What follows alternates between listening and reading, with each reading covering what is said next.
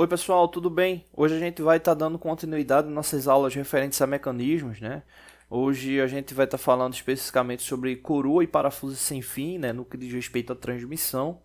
Esse conjunto mecânico, né? Esse sistema mecânico, ele é utilizado justamente para reduções de transmissão, né? Ou seja, normalmente esse tipo de elemento, né? Esse redutor mecânico, esse redutor de velocidade, ele trabalha em conjunto com o motor específico, que ele vai estar dando justamente a condição de rotação para o sem fim, que é justamente esse elemento aqui, né? E do sem fim a gente tem a transmissão perpendicular pela coroa, né? Então esse sistema você vai ter aqui uma entrada de rotação elevada e a saída pela coroa você vai ter uma redução de transmissão.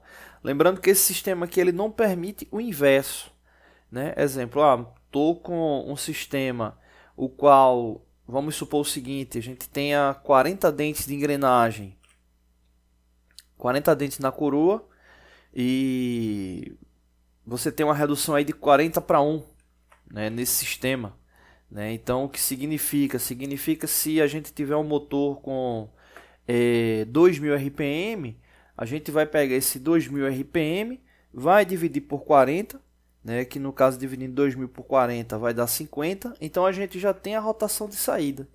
Ou seja, essa relação de redução significa o seguinte: quantas voltas a gente vai ter que ter no sem fim para poder ter uma volta completa na coroa. Então, um exemplo, uma redução que seja de 40 para 1 significa que a gente vai ter 40 giros no sem fim para ter um giro na coroa. Então, se essa é a relação de redução, né, você pode pensar, seguindo o raciocínio lógico, de, poxa, se eu consigo ter uma redução de 40 para 1, porque a transmissão está ocorrendo do sem fim para a coroa, se eu tiver a transmissão inverso, ou seja, da coroa para o sem fim, eu vou ter uma multiplicação aí de 40 vezes a rotação. Só que não é isso que acontece. O sistema de transmissão de sem fim e coroa, ele se baseia por meio de deslocamento de fuso. Então, o fuso é justamente essa relação aqui, a espiral do filete. Então, esse sistema só é possível ter deslocamento por causa do encaixe que se tem desses filetes em relação aos dentes da coroa. Se você observar, a coroa ela tem os dentes diferentes de uma engrenagem de dente reto, é uma engrenagem helicoidal, o qual ela tem um raio que é justamente para poder coincidir com o diâmetro estrutural, né, do fuso e do eixo que dá sustentação a esse fuso. Fora isso, existe uma inclinação também nesses dentes. Essa inclinação ela dá justamente a base para que se tenha um princípio, né, aí de parafuso, né, ou seja, deslocamento por parafuso, o qual ele encaixa perfeitamente. Agora ele só encaixa como? Ele só encaixa do sentido do sem fim para a coroa. Se por acaso vamos supor o seguinte, o fuso ele está parado, como está aqui na imagem, e a coroa ela começar a ter deslocamento, né, rotativo, o que é que vai acontecer? O dente da coroa ela vai travar no sem fim, ou seja, ele não vai ter deslocamento, ele meio que vai funcionar como se fosse uma cremalheira, né? Só que ela vai estar montada em um redutor mecânico, então não vai ter princípio de cremalheira aí não, ele realmente vai quebrar o mecanismo, né? Então, se for ter uma montagem ao contrário, ele não vai ter funcionamento. Então, o funcionamento é sempre do sem fim para a coroa, tá bom? Então, já que é do sem fim para a coroa, a gente sempre vai ter, no caso, então, a relação de redução de velocidade. Vamos analisar aqui um exemplo para calcular a rotação para um sistema como esse. Nesse caso aí tem uma imagem de um sistema com um sem fim, né, e uma coroa, né? Vamos supor aí que esse sistema ele esteja acoplado aí a um motor com 1200 RPM, né? Ou seja, a rotação de entrada, né? A rotação que vai estar ligada ao sem fim. Então, nesse caso, a gente precisa saber a quantidade de dentes também que tem a coroa, né? Então, a gente contando aí os dentes que tem nessa coroa aí, a gente tem 33 dentes, né? Ou seja, esse elemento aqui, né, o Z, a gente for contando um por um aí, vai chegar aí a 33. E a gente precisa também saber o número de entradas do sem fim. Já que ele funciona como parafuso, ele pode ter mais de uma entrada, né? Ou seja, mais de uma espiral no decorrer do seu corpo, né? E nesse caso aí ele tem apenas uma espiral, né? Ou seja, apenas uma entrada. Então, com base nisso aí, a gente já tem como saber qual é a relação de redução para a coroa. Ou seja, a gente já sabe que no eixo vai ter 1.200 RPM de entrada, ele só tem um segmento de filete, ou seja, só uma entrada, e a gente tem 33 dentes aqui na coroa. A relação para a fórmula do cálculo é justamente essa que está aí descrita, onde é uma relação de proporção, onde a gente tem N1 vezes Z1 é igual a N2 vezes Z2. N1 rotação inicial, Z1 quantidade de filete, N2 rotação final, que é o que a gente está querendo descobrir, e Z2 o número de dentes da coroa.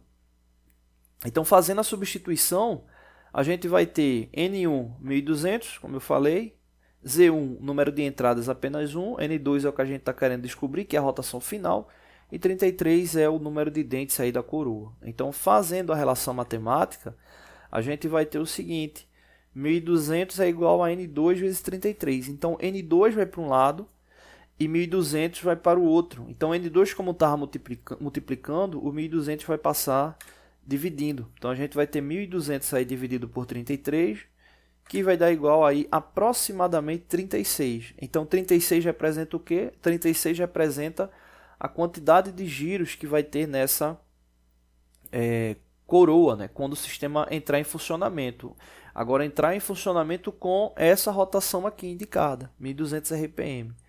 Ou seja, então ele vai ter uma redução de 1.200, dentro de um minuto, né? Ele vai ter uma redução de 1.200 giros para 36 giros, ou seja, é uma redução bem considerável. Então, a gente tem também como saber a relação de redução, onde é só pegar a rotação de entrada 1.200, que está aqui indicado, e dividir por 36. Então, a gente vai ter a relação de redução aqui de 33. Então, nesse caso aí, significa o quê? Que a gente vai precisar de 33 giros no fuso para ter um giro na coroa, né? Então, a relação de redução é de 33 para 1. Né? No exemplo inicial que eu falei, a gente tinha 40 para 1. Né? Então, veja que essa redução desse sistema, que a gente está vendo agora, ela ainda é uma redução que é um pouco menor do que a suposta, né, inicialmente, né? Então, nesse caso aí, a relação de redução ela é de apenas 33 para 1. Bom, não deixe de se inscrever no canal, toda semana tem vídeos novos. Valeu! Oi pessoal, tudo bem? Hoje a gente vai estar dando continuidade, né, nossas aulas aí da parte de manutenção. Nesse caso aí, especificamente, a gente vai estar falando sobre termografia, né? Ou também conhecida aí como termografia infravermelha, né? A gente vai estar dando fazendo algumas considerações aí iniciais, né? Então esse vídeo aí ele vai ficar como uma introdução para esse processo, onde a gente vai fazer outros vídeos também nessa parte de termografia, e a gente finaliza, né? Pelo menos aí uma sequência inicial com um relatório, né? Um relatório aí de análise e manutenção proveniente da análise termográfica. Bom, o que é importante ter de ciência, né, nessa parte de termografia infravermelha? Se tem justamente o envolvimento, né, do uso de elementos, né, de dispositivos ópticos, né, como vocês podem ver esse na mão aí do operador, né, que é justamente o termovisor. E esse dispositivo, o grande objetivo dele é medir a radiação, né? Ou seja, ele consegue ter essa análise do espectro da imagem por meio de radiação, né? Só que aí vem um detalhe importante. Eu vejo o sistema que tem maior ou menor radiação luminosa na imagem, né, promovida pelo termovisor, mas eu tenho que levar em consideração o seguinte: como é que eu vou ter o parâmetro para, nesse caso da termografia, que vai me dar a base principal, que é justamente o que? A base principal da análise termográfica, ela está ligada à temperatura. Ou seja, deixa eu mudar aqui a cor. Então, nesse caso aqui, ele está ligado à temperatura, o qual eu vou ter como objetivo saber se tem algum elemento mais quente ou mais frio, enfim. Uma análise do sistema com base como um todo, né? Nesse caso aqui a imagem está mostrando aí de um comando elétrico, mas ela é utilizada para N situações, né? Então o grande detalhe é justamente como correlacionar a radiação à temperatura, né? Onde a radiação é justamente o movimento do calor, né? Que ocorre quando há propagação de energia radiante, e nesse caso está justamente com maior calor, maior intensidade radiante, menor calor, né? Ou mais frio, menor a capacidade radiante, né? E essa capacidade radiante ela está justamente ligada às ondas eletromagnéticas, né? Que é o que permite essa análise termográfica, né? Ou seja, de você analisar uma terma, né? Ou seja, analisar uma imagem térmica e ter essa consideração do processo. Exemplo, nesse caso aqui da imagem, que ele está observando aqui os dispositivos elétricos, aqui dá para observar que tem uma maior condição de propagação de radiação, né, no elemento, né? Agora, essa análise é interessante ter justamente como base o seguinte: aqui a gente tem o espectro de cores, né, do mais radiante para o menos radiante, mas você pode ter aí uma diferença de 1 grau, 2 graus, então também existem os detalhes que nos diz respeito à calibração do instrumento, né? Então é importante essa análise, né? Então justamente quando se tem essa onda eletromagnética, você acaba não tendo um meio direto, né, de transferência, né, de temperatura. Então nesse caso, esses dispositivos eletrônicos, né, ou seja, os termovisores, eles conseguem detectar, né, essa radiação e correlacionar com a temperatura da superfície, né, o qual a gente tá realizando lá a inspeção. E hoje se tem uma precisão muito alta, né, desses instrumentos aí, né? Por exemplo, mais ou menos 0,05 graus Celsius, né, ou até mais preciso do que isso aí, né? Tem alguns instrumentos que têm uma precisão maior, né? Então eles têm uma sensibilidade muito alta. Agora, o que vai permitir que se tenha precisão nessa análise é justamente a questão da confiabilidade do instrumento, levando em consideração também a calibração ou o parâmetro que você vai ter lá do elemento, né? Então isso é importantíssimo, né?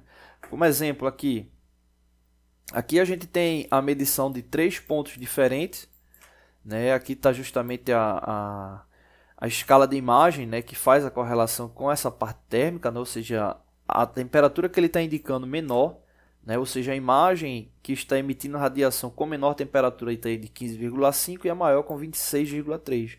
Então aqui no espectro que ele está observando, né, ele está variando aqui de 19,3 até 26,2 em cada um desses pontos aí indicados. Então o grande detalhe para o uso do termovisor, ele está muito ligado à questão da calibração, ou seja, eu não posso pegar um termovisor, ligar ele e apontando para todo lado, dizer, essa temperatura é tanto, essa outra temperatura é tal. Tem que ter parâmetro para justamente poder calibrar, ou seja, um elemento com a temperatura específica, correlacionar a temperatura que ele está realizando, analisar se tem algum desvio, para poder de fato fazer o tipo de leitura, né? O termovisor, né? Você pode perguntar assim, poxa, mas eu não posso utilizar um outro elemento para medição de temperatura?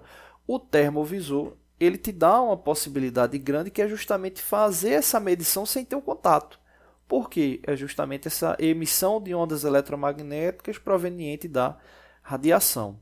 Tá bom? Então esse é o conceito inicial para a gente tomar como base, e aí a gente vai fazer outras aulas falando mais sobre análise termográfica, tá bom? Não deixe de se inscrever no canal, toda semana tem vídeos novos. Valeu!